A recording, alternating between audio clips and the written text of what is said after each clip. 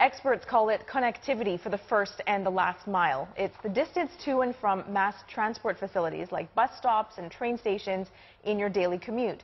So, of course, you would walk it or maybe use a bicycle. But a growing number of city dwellers, especially in this part of the world, are turning to electrical innovations to bridge that distance. Other road and pavement users as well, as governments have reacted differently to these innovations. Cruise Control samples some of the latest personal mobility devices on the market to discover the pros and the cons. Hoverboards, electric unicycles and electric scooters, collectively known as personal mobility devices or personal electric vehicles. Just how viable are these devices in connecting you to the public transport network? Can they be that electric bridge between the first and the last mile? We are in the tropical zones, and we have some very hot, humid, and sometimes can be very wet weather, and all this could deter people from walking. So under this kind of situation, how are we going to respond or to address this first mile, last mile issue? In recent years, we have been seeing that more and more people start using all kinds of the personal mobility device. I tend to believe it's because those personal mobility devices can really bring them the convenience.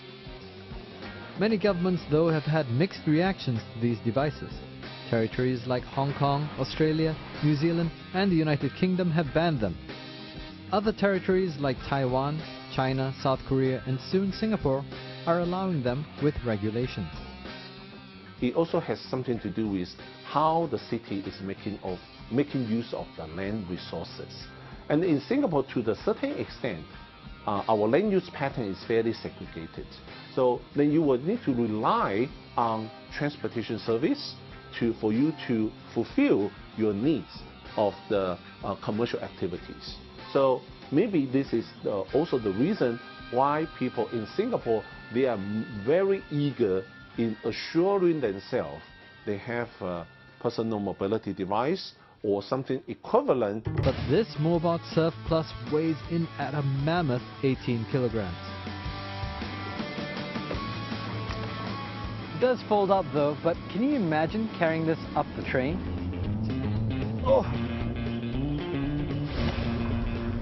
It could travel for up to 40 kilometers on a single 3-hour charge.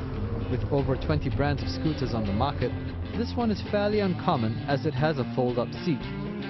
With a big wheelbase and wheel diameter, it's ideal for going on pavements. Now it may feel like I'm going very fast, but I'm actually going at just about 15 kilometers an hour, which is the recommended speed for electric personal mobility devices here in Singapore. Experts also advise following proper etiquette for riding these devices. Each personal mobility device has its strengths and weaknesses, but if you do decide to get one, pick one that will suit what you want to do with it. Take all precautions and be familiar with your device before you head out.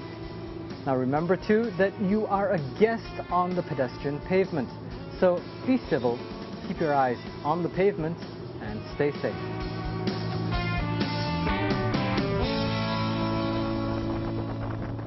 What a great story. I saw Jeff on that hoverboard just whizzing around here and I was thinking, what are you doing? He was working. He was, yeah. I was wondering the same thing as well. Yeah. I'm not sure about the hoverboard or the unicycle. I think I'll be too afraid to get on. The scooter, not so frightened of. I'm good with my legs. I think I'll just use my legs and I'll walk. You should have borrowed it from him. No, I'm good. And tried it. You rather walk? Yes. Yeah, it's good exercise anyway. Okay. There you go. That was Jeffrey Lip on Cruise Control, taking the latest personal mobility devices out for a spin. Jeff will be back on the road next week in something far, far larger. So do stay tuned to find out more. And you can also follow Jeff on Twitter at Jeffrey Lip. That's Lip CNA.